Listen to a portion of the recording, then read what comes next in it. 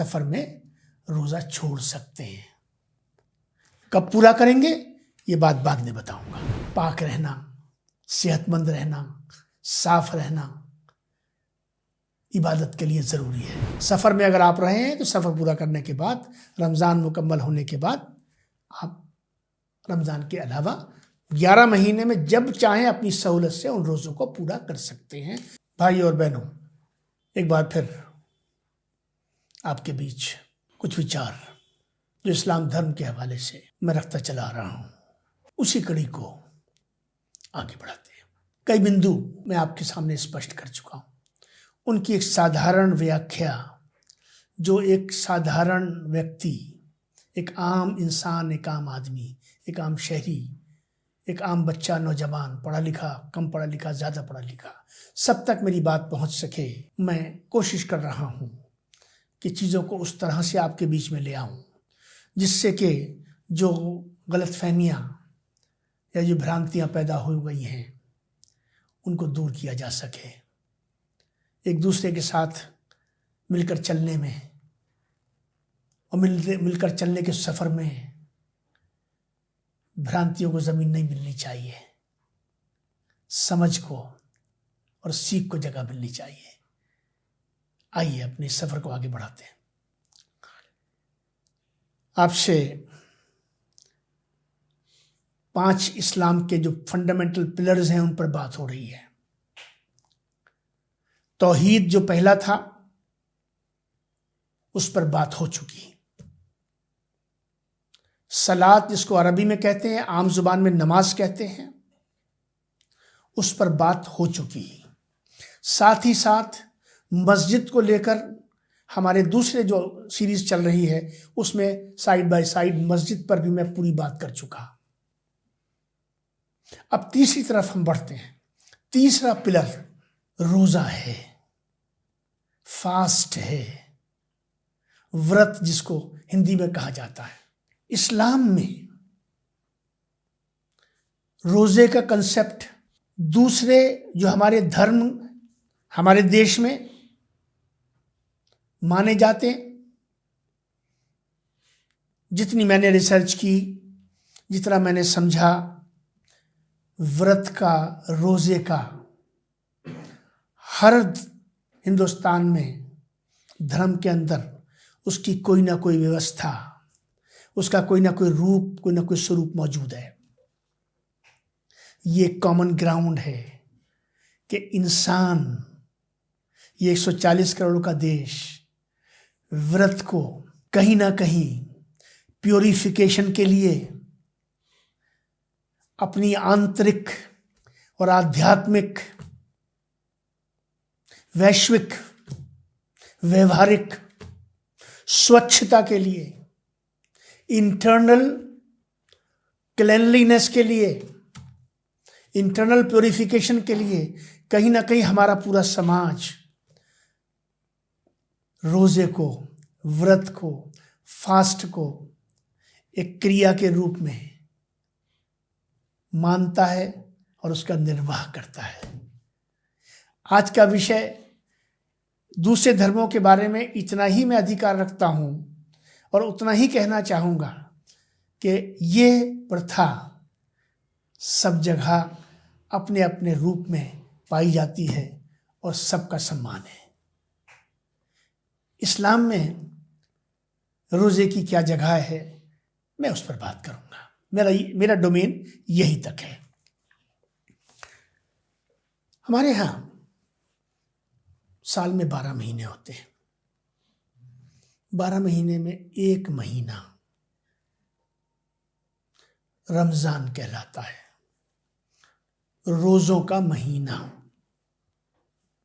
Month of fast या फास्ट्स भी कह सकते हैं। यानी वो महीना जिसमें रोज़ा रखा जाता है।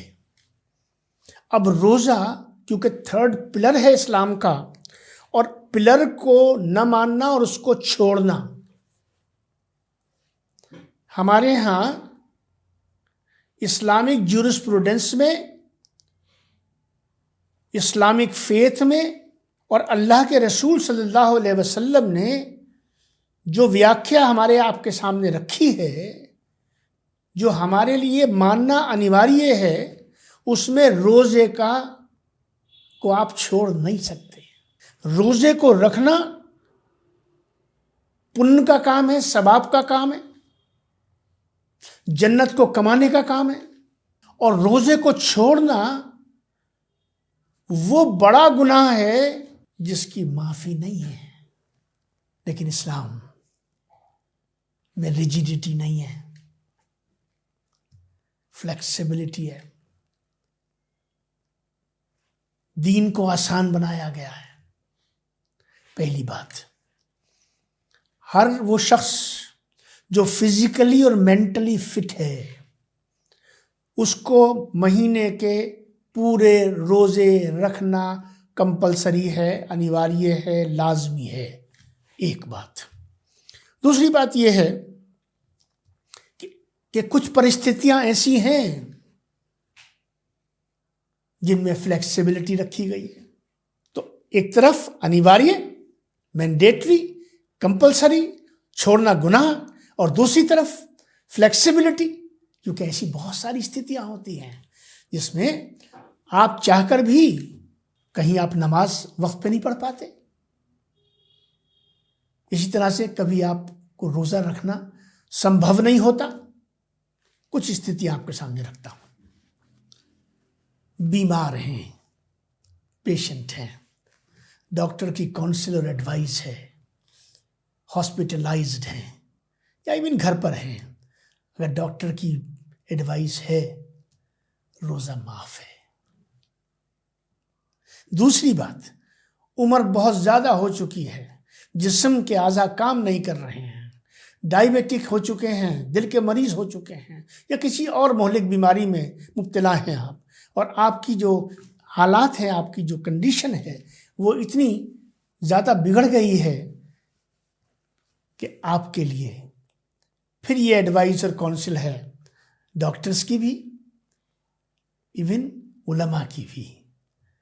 तो उस हालत में आप रोज़ा न रखें, माफ़ी है।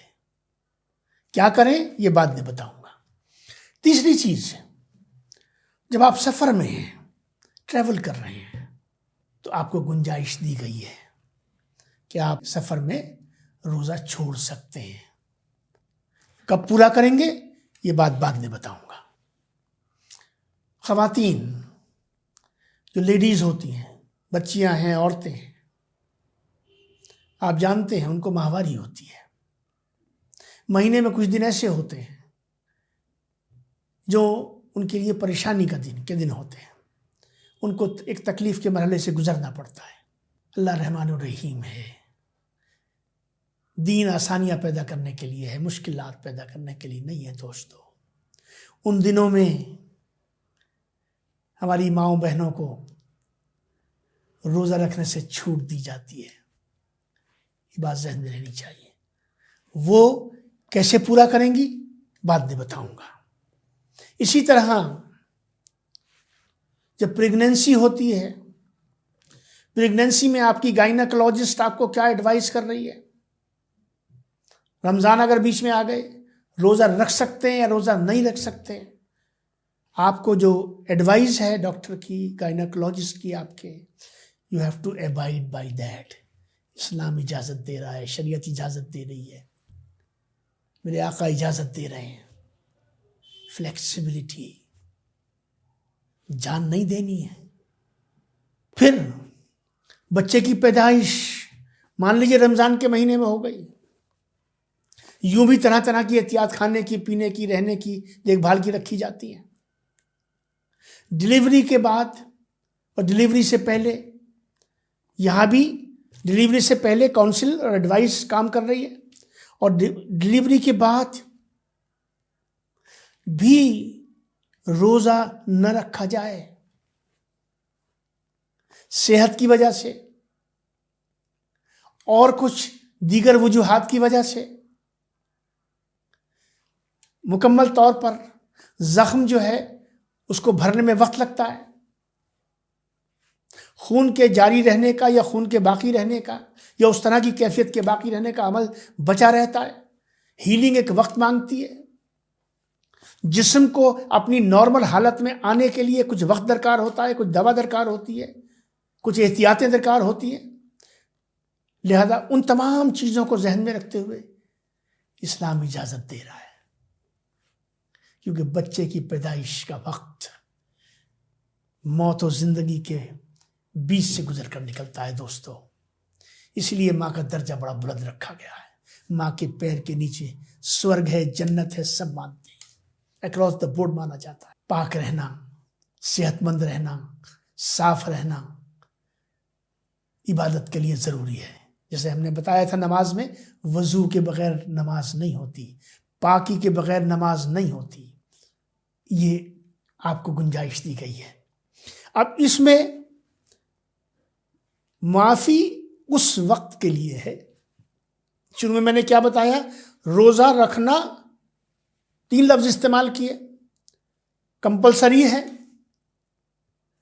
मैंडेटरी है और उसको छोड़ा नहीं जा सकता, आप उसको अबंडन नहीं कर सकते।